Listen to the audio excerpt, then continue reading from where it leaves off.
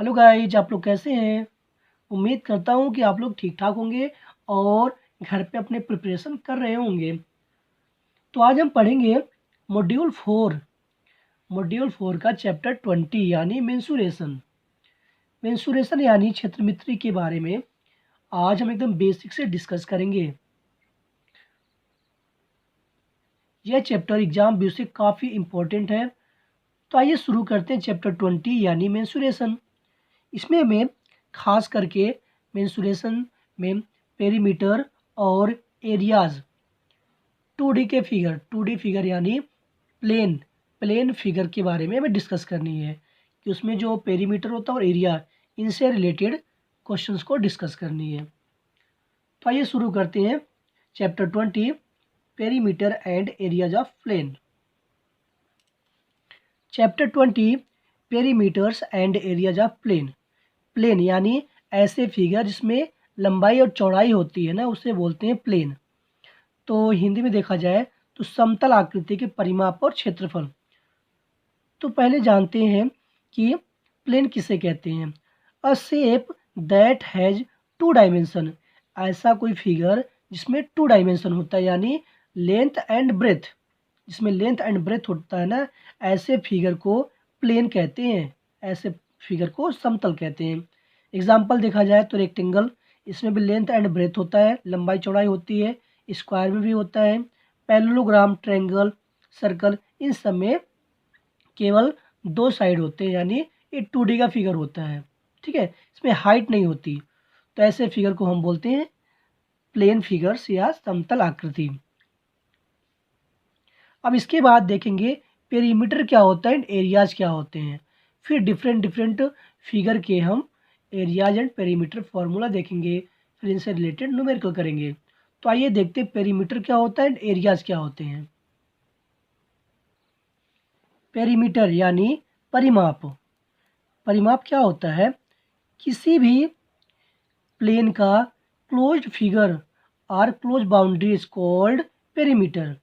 देखो सपोज कर लो कोई फिगर है ना, हमने माना कोई फिगर है, सपोज कर लो एक फिगर है, इसका लेंथ 5 सेंटीमीटर है, इसकी भी कुछ साइज होगी, हमने माना 2 सेंटीमीटर।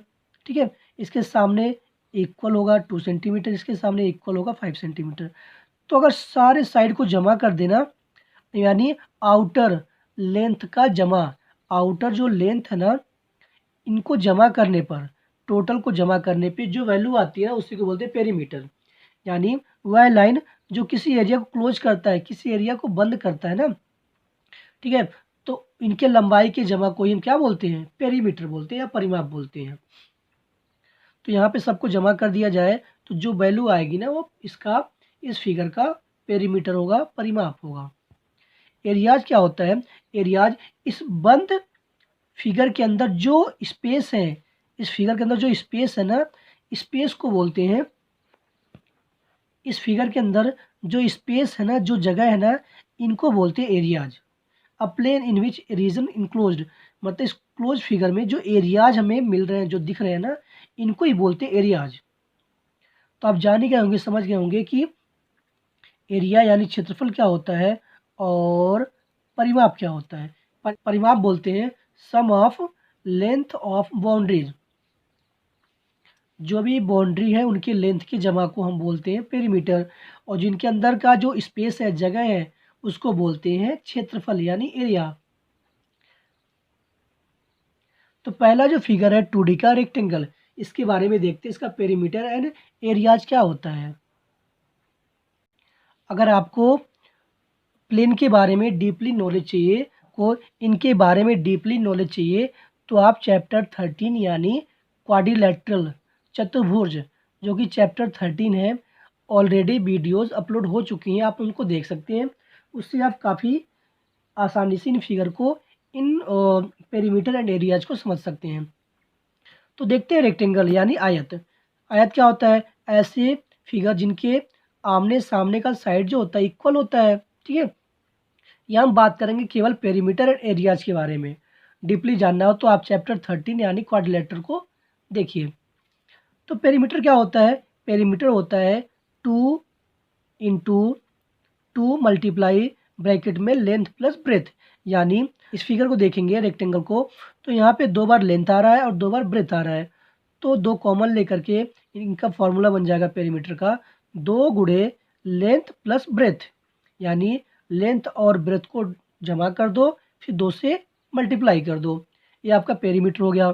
इसकी यूनिट होती है मीटर या सेंटीमीटर होती है, यानी जो ही वैल्यू आएगी तो उसके पीछे लिखेंगे 5 मीटर या 5 सेंटीमीटर, मतलब उसके पीछे आप मीटर सेंटीमीटर लगाओगे, जो भी यूनिट हमें दी होगी। एरिया क्या होता है, इन इसके अंदर का स्पेस, इसके अंदर का स्पेस को बोलते हैं एरिया। तो इसका जो एरिया होता है रेक्टेंगल का, लेंथ मल्टीप्लाई ब्रेथ, यानी लंबाई गुणे चौड़ाई होता है। नेक्स्ट फिगर हमारा स्क्वायर। स्क्वायर में जो पेरीमीटर होता है 4 मल्टीप्लाई साइड होता है, यानी 4 मल्टीप्लाई साइड, मतलब 4 और कोई एक साइड ले लो, क्योंकि स्क्वायर में चारों साइड इक्वल होते हैं। कोई एक साइड ले लो और 4 से मल्टीप्लाई कर दो, पेरीमीटर यानी परिमाप आ गया। एरिया की बात करते हैं तो इसमें लेंथ और ब्रेथ सब एक सेम होते हैं, सब एक तरह से होते हैं। तो यहाँ पे लेंथ इंटू ब्रेथ ही होता है, लेकिन यहाँ पे सब इक्वल है तो यहाँ बोल देते हैं साइड इंटू साइड बोल देते हैं, या साइड का स्क्वायर। तो इस तरह से स्क्वायर का एरिया निकल गया। ठीक है, इसकी जो यूनिट होती है मीटर स्क्वायर होती है। मीटर स्क्वायर या सेंटीमीटर स्क्वायर इसका यूनिट होता है, मात्रक होता है। नेक्स्ट हमारा है ट्रायंगल। ट्रायंगल यानी त्रिभुज। तो त्रिभुज का जो पेरीमीटर होता है, परिमाप होता है सम ऑफ ऑल साइड। तो त्रिभुज में हमें पता है 3 साइडों से मिलकर बनी होती है ट्रायंगल। तो इस साइड की कोई वैल्यू होगी, इस साइड की कोई वैल्यू होगी, इनकी भी कोई वैल्यू होगी। तो तीनों साइड के वैल्यू को जमा कर दिया जाए ना, सम ऑफ ऑल साइड, इनके तीनों साइडों की वैल्यू को जमा कर दिया जाए तो इससे इस ट्रायंगल का पेरीमीटर निकल जाएगा। नेक्स्ट है एरिया। इसका एरिया कैसे निकालते हैं, तो एरिया का जो फॉर्मूला होता है half base into corresponding altitude, या बोल सकते हो हाफ बेस इंटू हाइट। यानी कोई ट्रायंगल है, इसका बेस लेंगे और हाइट, हाइट यानी इस वर्टेक्स से डाला गया परपेंडिकुलर।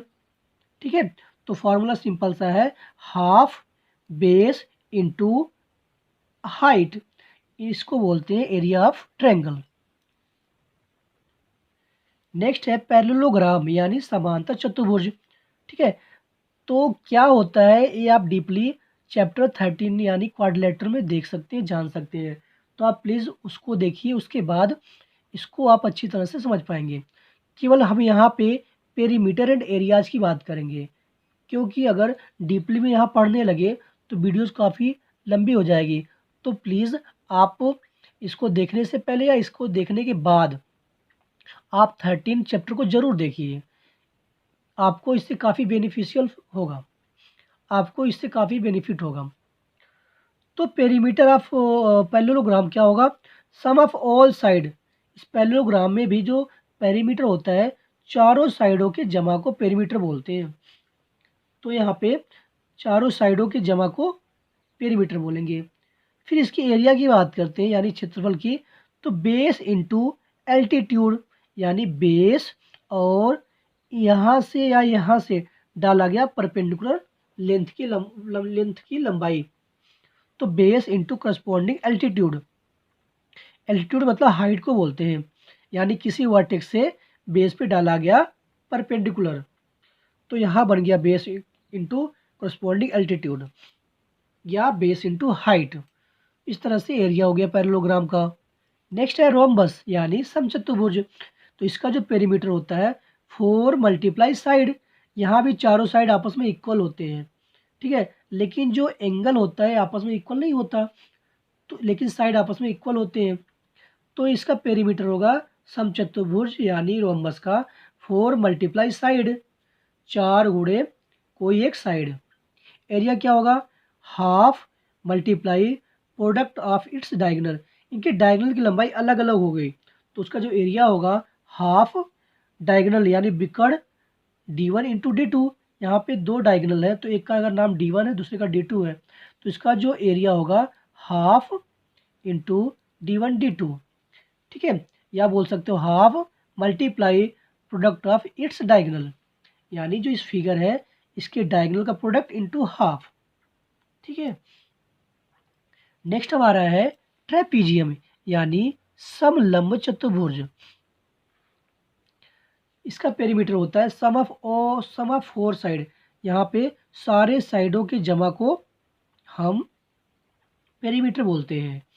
सारे साइडों के जमा को हम पेरीमीटर बोलते हैं। सम ऑफ फोर साइड, चारों साइडों के जमा कर दो, पेरीमीटर निकल गया। कोई भी फिगर हो, उनके साइड को जमा कर दो ना, तो आपको पेरीमीटर मिल जाएगा। क्योंकि पेरीमीटर होता ही है कि किसी भी फिगर का आउटर साइड के जमा को हम पेरीमीटर बोलते हैं। इसके एरिया की बात किया जाए तो एरिया होता है half sum of parallel side into height. Half, और जो लाइन पैरेलल एक दूसरे के हैं, आप देख सकते हैं कि आपका यह लाइन नाम दे दिया जाए तो ए बी और C D, A B C D के पैरेलल है, तो half sum of parallel side, यानी अगर इसकी वैल्यू ए है, इसकी वैल्यू सी है, तो हाफ ए प्लस सी इंटू हाइट। तो इस तरह से इसका जो फॉर्मूला होगा, हाफ सम ऑफ समांतर यानी पैरेलल साइड इंटू हाइट, इसका फॉर्मूला होगा एरिया का। नेक्स्ट है सर्कल यानी वृत्त। तो वृत्त में लेंथ एंड ब्रेथ तो होती नहीं है, यहाँ पे होता है एंगल। अब देखा जाए, और कंप्लीट सर्कल में आप 1 राउंड लगाते हो तो उसको बोलते हैं कि आपने 2 पाई यानी 380 डिग्री आपने बना लिया। ठीक है, अगर आपने यहाँ से राउंड चालू किया और कंप्लीट 1 साइकिल पूरा किया आपने, तो 360 आपने एंगल 360 आपने राउंड लगाया। ठीक है, तो अगर रेडियस आर है तो इस एंगल और आर के मल्टीप्लाई को बोलते हैं पेरीमीटर। तो बाकी जहाँ पे लेंथ ब्रेथ होता है वहाँ पेरीमीटर बोलते हैं। सर्कल केस में हम सरकमफ्रेंस बोलते हैं, यानी इसे परिधि बोलते हैं, परिधि। ठीक है, तो सरकमफ्रेंस यानी परिधि जो होगा 2 पाई आर यानी 2 पाई इंटू रेडियस होता है। तो इस तरह से तो इस तरह से जो सर्कल का सरकमफ्रेंस यानी परिधि होगा 2 पाई आर या 2 पाई इंटू रेडियस होता है, आर बोलते हैं रेडियस। ठीक है, नेक्स्ट हमारा है एरिया। जो एरिया होता है पाई इंटू रेडियस का स्क्वायर या पाई आर स्क्वायर भी बोलते हैं। तो इस तरह से जो इसका एरिया होगा पाई आर स्क्वायर मीटर स्क्वायर, और इसका सेंटीमीटर या मीटर मीटर। तो इस तरह से हमें इस एक्सरसाइज यानी चैप्टर 20 को करने के लिए जिन जिन फिगर की रिक्वायरमेंट थी, उस फिगर के बारे में हमने पेरीमीटर एंड एरियाज के बारे में एरियाज को देख लिया, फार्मूले उन चैप्टर्स के एरियाज एंड पेरीमीटर को देख लिया। अब चलते एक्सरसाइज 20.1 पे। तो वीडियो लंबी ना हो जाए इसलिए हम 1-2 क्वेश्चन करेंगे, बाकी पार्ट 2 में कंप्लीट क्वेश्चंस को किया जाएगा। तो शुरू किया जा रहा है चैप्टर 20.1 का। एक्सरसाइज 20.1 का जो फर्स्ट क्वेश्चन है, area of A square field is 225 centimetre square, find the perimeter of field. कह रहे कोई स्क्वायर में खेत है, यानी ऐसा खेत जिसका लेंथ ब्रेथ आपस में इक्वल है। ठीक है, और इसका एरिया दे रखा है, एरिया फील्ड का मतलब अंदर की जो जगह स्पेस है इसकी वैल्यू दे रखा है 225 सेंटीमीटर स्क्वायर। तो बताने इसका पेरीमीटर क्या होगा, यानी इस आउटर जो बाउंड्री है इनके लेंथ का जमा क्या होगा, इनके लेंथ का एडिशन क्या होगा, वैल्यू क्या होगी। ठीक है, तो क्या क्या गिवन है लिख लो। एरिया दे रखा है 225 सेंटीमीटर स्क्वायर, पेरीमीटर हमें फाइंड आउट करनी है। ठीक है, हमें पता है कि एरिया ऑफ स्क्वायर क्या होता है, साइड का स्क्वायर होता है। ठीक है, ये फॉर्मूला होता है।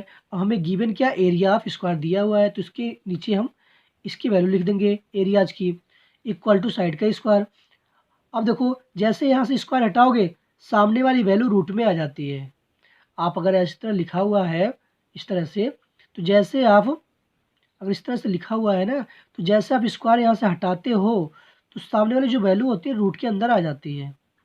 ठीक है, इसके बाद इस अंदर वाली वैल्यू की फैक्टर करते हैं, गुणनखंड करते हैं। अगर पेयर बन गया तो रूट से बाहर निकलेगा, अगर पेयर नहीं बना तो रूट के अंदर ही रहेगा। ठीक है, तो यहाँ पे करेंगे जैसे स्क्वायर हटाएंगे तो इस सामने वाली जो वैल्यू है रूट के अंदर आ जाएगी। अब हम 225 का फैक्टर करेंगे तो हमें मिलेगा 15 × 15, जो कि 15 से 15 का पेयर बन रहा है।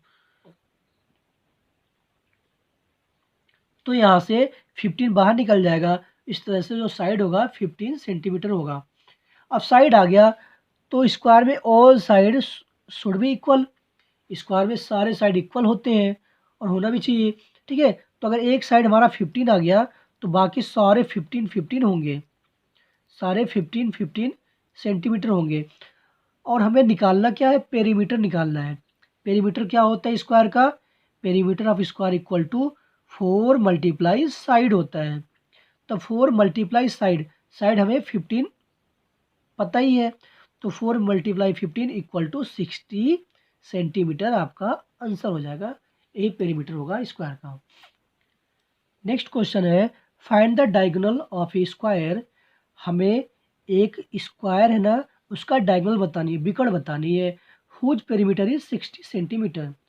कर एक स्क्वायर है, ठीक है, जिसका पेरीमीटर गिवन है, यानी चारों साइडों का जमा हमें दिया हुआ 60 सेंटीमीटर। तो हमें इसका विकर्ण यानी इसका डायगोनल की वैल्यू बतानी है। तो अगर हमें दो साइड पता चल जाए, अगर इसको हम बाहर निकालेंगे, अगर इन पार्ट को, एक पार्ट को हम बाहर निकालें तो हमें क्या मिलेगा, हमें मिलेगा कि ये क्या बन रहा है, ट्रायंगल बन रहा है। ट्रायंगल में प्रॉपर्टी होती है पाइथागोरस नियम से, अगर ट्रायंगल हमारा राइट एंगल ट्रायंगल है यानी समकोण त्रिभुज है, दो साइड पता है तो तीसरा हम निकाल सकते हैं। कोई भी दो साइड हो, ट्रायंगल में 3 साइड होता है, राइट एंगल ट्रायंगल में 3 साइड होता है, तो कोई दो पता हो तीसरा हम निकाल सकते हैं। किससे, पाइथागोरस सिद्धांत से। ठीक है, तो अगर हमें इन दो साइड की वैल्यू पता हो जाए तो हम तीसरा निकाल सकते हैं with the help of Pythagoras theorem. तो ये हम निकालने की कोशिश करेंगे साइड इनकी दोनों की। क्या क्या गिवन है, सॉल्यूशन देखते हैं क्या क्या गिवन है। पेरीमीटर 60 सेंटीमीटर, डायगोनल हमें फाइंड आउट करनी है। तो हमें पता है पेरीमीटर ऑफ स्क्वायर क्या होता है, 4 मल्टीप्लाई साइड। अब पेरीमीटर के नीचे इसकी वैल्यू लिख देंगे 60 इक्वल टू 4 मल्टीप्लाई साइड। 4 से इधर डिवाइड कर देंगे तो साइड इक्वल टू 60 अपॉन 4। जब डिवाइड करेंगे तो हमें यहाँ से मिलेगा साइड इक्वल टू 15। तो आपका साइड आ गया 15। तो स्क्वायर है तो all side should be equal, सारे साइड इक्वल होना चाहिए। तो सारे 15 15 हो गए। तो यहाँ से हमें मिल गए, इसकी वैल्यू भी 15 है और इसकी वैल्यू भी 15 है। तो इस राइट एंगल ट्रायंगल में देखोगे दो साइड हमें पता है, तीसरा हम पाइथागोरस सिद्धांत से निकाल सकते हैं।